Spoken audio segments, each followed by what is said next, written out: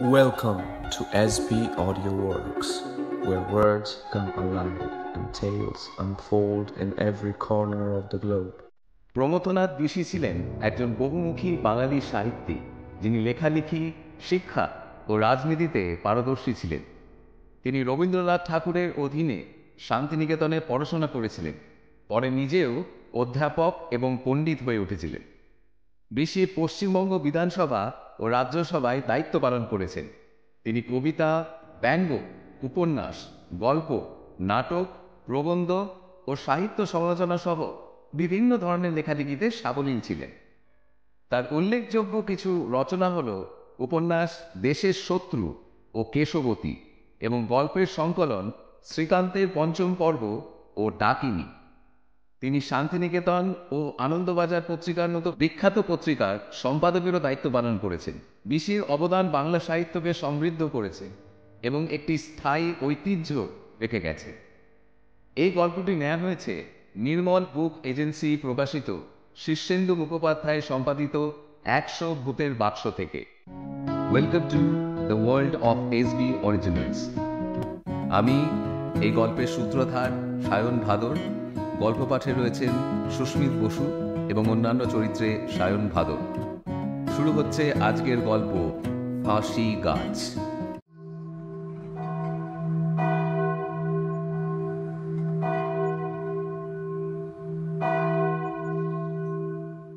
আমাদের গ্রাম থেকে rail station পৌঁছবার পথে মাঝামাঝি জায়গায় একটা প্রকাণ্ড গাছ ছিল।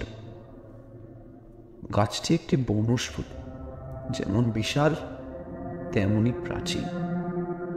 সেটা যে কি গাছ তার পরিচয় কেউ জানত না। এদেশের উদ্ভিদের সঙ্গে কিন্তু তার গোত্রের মিল ছিল না। চারিদিকের এত গাছপালার মাঝে তাকে কিন্তু ঠিক বের করে নেওয়া যেত। স্বভাবতই বৃক্ষটির দৃষ্টি আকর্ষণ করবার মতো ছিল বটে, কিন্তু তার আরো কারণ ছিল। সেটি ছিল একটি ফাঁসি গাছ। লোকে বলতো নবাবী আমলে প্রাণদণ্ডে দণ্ডিত ব্যক্তিদের ফাঁসি দেওয়ার জন্য নাকি গাছটি ব্যবহার করা হতো। কাছেই একটি গ্রামে থাকত নবাবের ফৌজদার। প্রাণদণ্ড দেওয়ার ক্ষমতা কিন্তু তার ছিল। তাই কোনো ব্যক্তির যখন প্রাণদণ্ডের আদেশ হতো, সে কিন্তু লোকটাকে ঝুলিয়ে দিত ওই গাছটির ডালে। মানুষ ঝুলিয়ে দেওয়ার মতো ডালগুলো বটে, কি বিশাল! গাছটির গুড়ি থেকে 25-30 হাতের মধ্যে কোনো ডালপালা নেই। একেবারে পরিষ্কার গা, মসৃণ। তার উপরে একটার পর আরেকটা ডাল বেরিয়ে, সে কি লম্বা ডাল! ঠিক যেন গ্রামান্তরে গিয়ে পৌঁছবে, তো দৈর্ঘ্য তার। যত উঁচুতে উঠেছে ততই যেন দৈর্ঘ্যটা কমে গেছে। সবসদ্য মিলে গাছটির উপর দিকটা ছুচালো, ঠিক যেন মন্দিরের আকৃতি। গায়ে গোপাল বলে একজন বৃদ্ধ মুসলমান কৃষক ছিল। সে বলতো, দেখো বাবা, ওই গাছেতে আমার ঠাকুরদা শেষ ফাঁসি দিতে দেখেছে। যা শুনেছি সেটাই ছিল নাকি ওই গাছের শেষ ফাঁসি। গোপালের বয়স তখন ছিল 92। গোপালের কথা সত্যি হলে তার ঠাকুরদার সময় নবাবী আমলের শেষ পরে বটে, আর তার মুখে এই গল্পটা শুনেছি আমি বাল্যকালে। কাজেই গোপালের 92-এর সঙ্গে আমার বয়সের মতো একটা অঙ্ক জুড়ে নেওয়া উচিত। গেজেটিয়ার যাই হোক, শেষ ফাঁসির বর্ণনা সত্য হোক আর নাই হোক, গাছটা যে ফাঁসি গাছ ছিল তা নিঃসন্দেহ। জেলা পুস্তকে ফৌজদার অধ্যুষিত এই গ্রামটির উল্লেখ আছে। আরও উল্লেখ আছে যে কাছাকাছির গাছগুলোতে ফাঁসি দেওয়া হতো। তা যদি হয়, এমন যোগ্য গাছটির ব্যবহার না হবার কথা নয়, কিন্তু প্রাচীন ইতিহাস। যাক, যা বলতে বসেছি তা হচ্ছে এই ইতিহাসের স্মৃতি।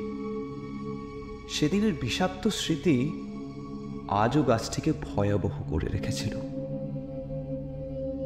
কেউ পারতপক্ষে রাতের বেলায় গাছটির কাছে কিন্তু যেত না, একা তো নয়, কিন্তু অদৃষ্টের এমন বিড়ম্বনা যে না গিয়েও উপায় ছিল না। রেল স্টেশন যাবার সড়কের ঠিক পাশেই তার অবস্থা। কত নিঃসঙ্গ পথিক রাতের বেলায় ওখানে এসে ভয়ে মূর্ছা গিয়েছে তারই হত্যা নেই। তাদের প্রশ্ন করলে বলতো, দেখলাম সে কি মনে আছে নাকি?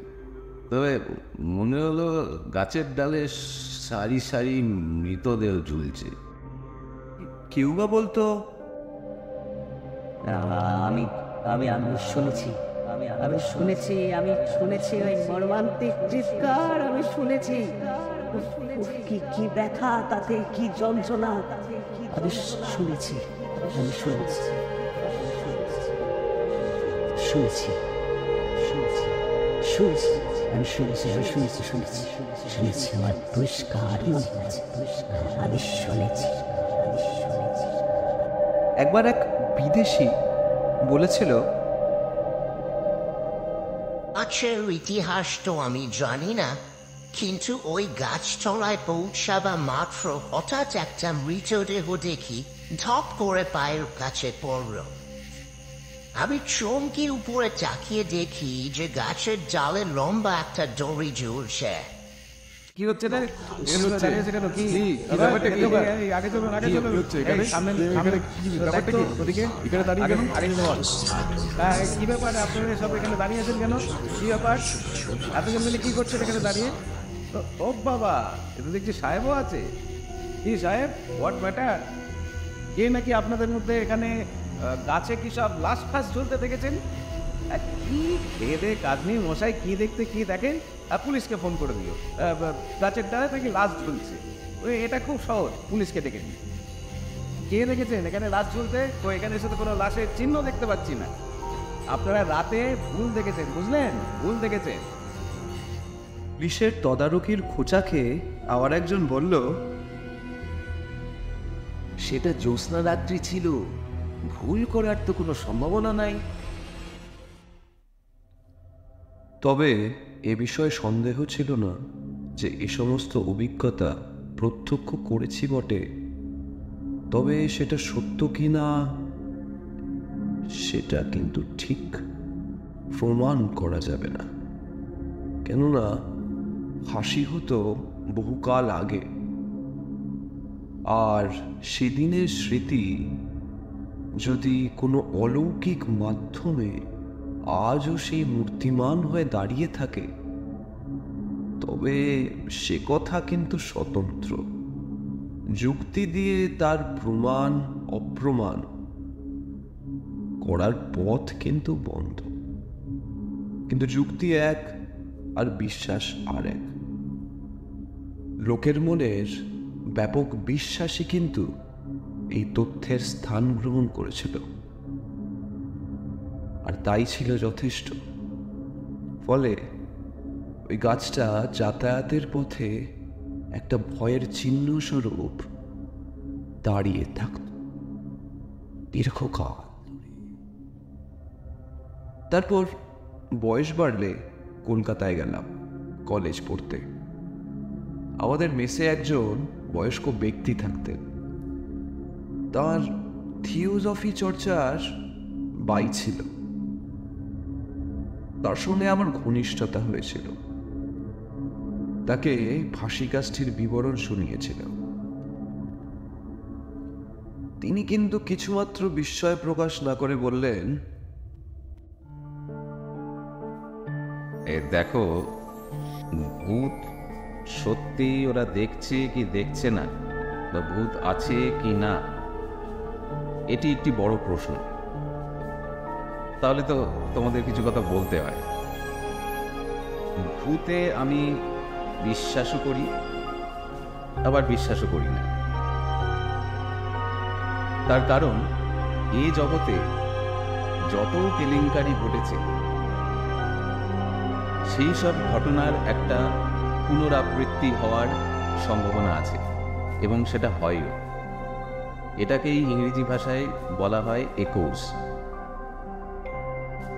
এ জগতে যা ঘটছে সেটা আবার রিপিট করা হবে, আবার ঘটবে, এবং সেটা ওখানকার আশেপাশের বাসিন্দারা তারা দেখবেন, শুনবেন। এইবার এটাকে তুমি ভূত বলতে পারো, বা বলতে পারো একটা মাস হ্যালুসিনেশন, বাট এইটা সমানে হয়ে আসছে, and that is what echoes is all about. এবারে তোমরা যদি বলো যেমন ওখানকার বাসিন্দারা এইসব দেখেছেন বা সবাই ভয় পায়, তো হতে পারে যে এরকম একটা ঘটনা ঘটার পরে নিয়তি এটা বারবার ঘটাচ্ছে, বা যেটা তাদের স্মৃতি সেখান থেকে তারা ফিরে আসছে। তো ওদের কথা একেবারে ভুলও বলা চলে না, আবার সেটা কতটা ঠিক সেটাও আমরা নিশ্চিত করে বলতে পারবো না। এটি একটি অনুভূতি।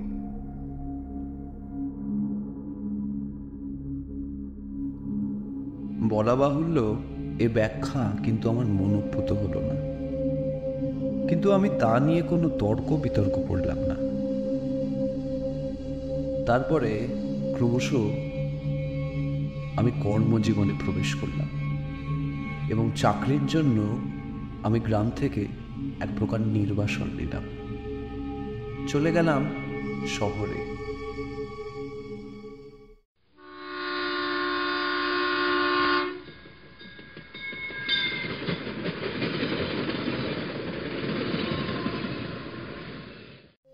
আমার জীবনের বহুকাল কাটল দেশে এবং দেশান্তরে। এই সময় গ্রামের স্মৃতি কিন্তু আমার বারবার মনে হতে থাকে। গ্রামকে কিন্তু আমি ভুলে যেতে পারলাম না, কিন্তু যত দিন গেল সেই ছবি যেন আমার কাছে ঝাপসা হয়ে গেল। রেল স্টেশনে নেমে গ্রামে যাওয়ার পথে যে দৃশ্য, যে বাড়ি, যে গাছ, যে মানুষজন আমি দেখতাম, সেই ছবি কিন্তু ধীরে ধীরে মুছে যেতে থাকলো আমার স্মৃতির পাতা থেকেও।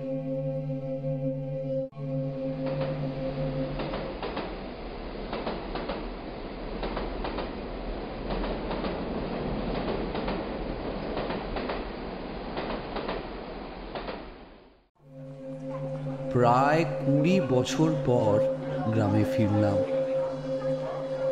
সন্ধ্যেবেলায় নামলাম স্টেশনে, একখানা টমটম গাড়ি ভাড়া করলাম।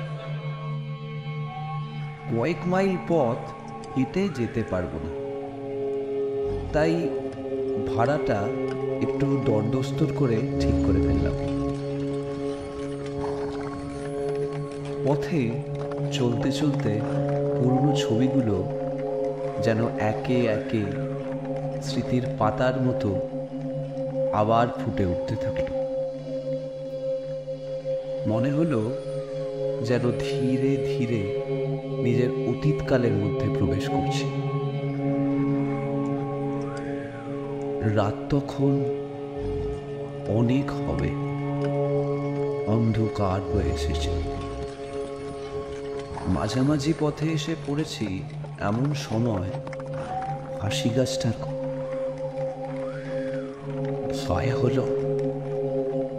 তা সঙ্গে তো গাড়ির গাড়োয়ান আছে, কিন্তু কৌতূহল যে খুব, একবার দেখার ইচ্ছে হলো ফাঁসি গাছটাকে। দেখলাম গাড়ির জানালা থেকে মাথা বের করে অভিনব কিছু দেখা যায় কিনা। সেই সঙ্গে সমস্ত ইন্দ্রিয়গুলো যেন সজাগ হয়ে উঠল। আমি স্থির হয়ে বসলাম। এবারে বোধ করি ফাঁসি গাছের কাছে এসে পড়েছি, বা তার কাছেই আছি মনে হচ্ছে, কারণ গাটা কেমন জানি ছমছম করে উঠল। দূরে দেখলাম ওই তো গাছটা।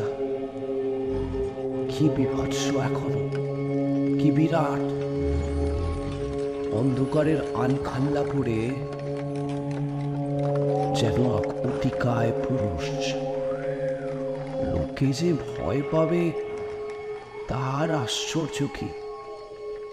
আমারই সর্বশরীরে যেন শিহরণ দিয়ে উঠল। নির্বিপাকে গাছগুলো অতিক্রম করে গেলাম বটে, কিন্তু ভয়টা যেন রয়েই গেল।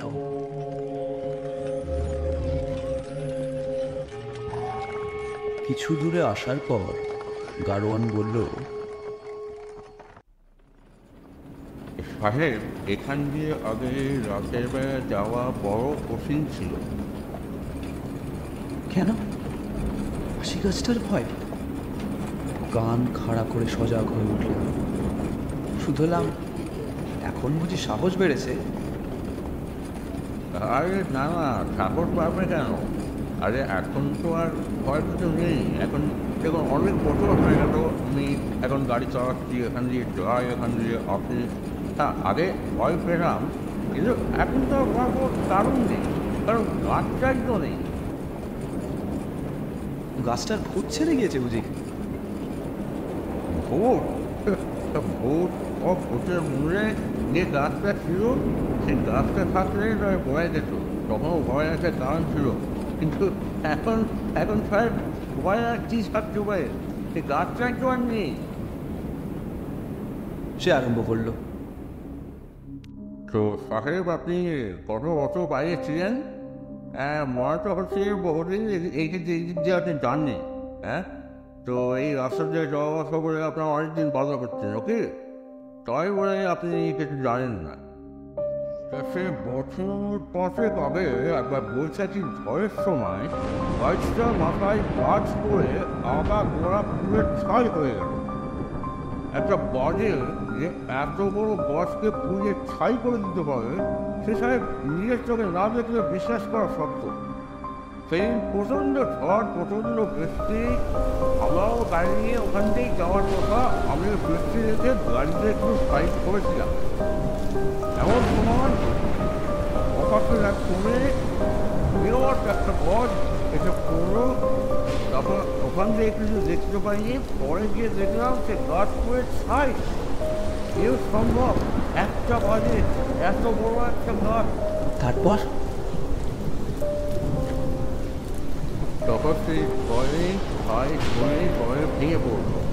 ঝড় ঝপটায় কোথায় ছড়িয়ে গেল, একেবারে নিশ্চিহ্ন হয়ে গেল। এখন ওই জায়গাটার রীতিকে পড়বে যে একবারে ওই জায়গায় একটা প্রকাণ্ড গাছ ছিল, যাকে ঘিরে এত কথা, এত গল্প। আপনি তো সব সময় দেখলেন, জায়গাটা একদম পরিষ্কার। যেমন দেখলাম,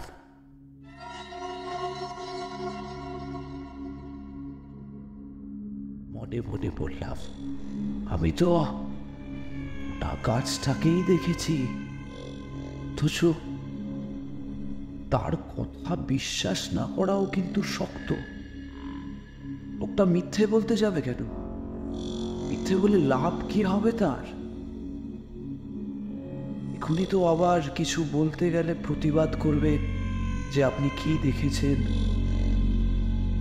যেমন দেখলাম, কি দেখলাম, কিন্তু কিন্তু নিজের দৃষ্টিকে কি করে অবিশ্বাস করি? নিশ্চয়ই দেখেছি, তাতে কোনো ভুল নেই। কিন্তু বুঝতে পারছি না, মানে আমার দেখা গাড়োয়ান যে। ভাবলাম আবার ফিরে গিয়ে দেখে আসি গাছটাকে, কিন্তু ততক্ষণে গাড়িটা অনেক পথ এসেছে। তাছাড়া গাড়োয়ানটাই বা কি ভাববে। কৌতূহল সম্বরণ করে চুপ করে বসলাম। মনে মনে ভাবলাম, কি দেখলাম, ছায়া না মায়া? কিন্তু কিছু যে দেখেছি তা কিন্তু নিশ্চয়ই। তখন মেসের সেই থিওজফির প্রফেসর কলিগের কথা মনে পড়ল আমার, সেই ভদ্রলোকের কথা মনে পড়ল। ভাবলাম, গাছের ডালের সেই মৃত্যু দৃশ্য যদি বারংবার পুনরাভিনয় হতে পারে, তবে মৃত গাছটি পুনরাভিনয় কেন অসম্ভব? না, সেটিও সম্ভব। তাই কি আমার এই অভিজ্ঞতাকে আমি কিভাবে বিশ্বাস করব? কিন্তু নিজেই বা অবিশ্বাস করি কেমন করে? কিভাবে করি অবিশ্বাস? কেমন লাগলো আজকে আমাদের প্রথম অরিজিনাল গল্প ফাঁসি গাছ? যদি ভালো লাগে তাহলে লাইক আর কমেন্ট করতে হবে কিন্তু। আর হ্যাঁ, আমাদের পরবর্তী অরিজিনাল গল্পগুলো শুনতে সাবস্ক্রাইব করতে ভুলবেন না কিন্তু। তাহলে দেখা হচ্ছে পরবর্তী গল্পে। ভালো থাকবেন আর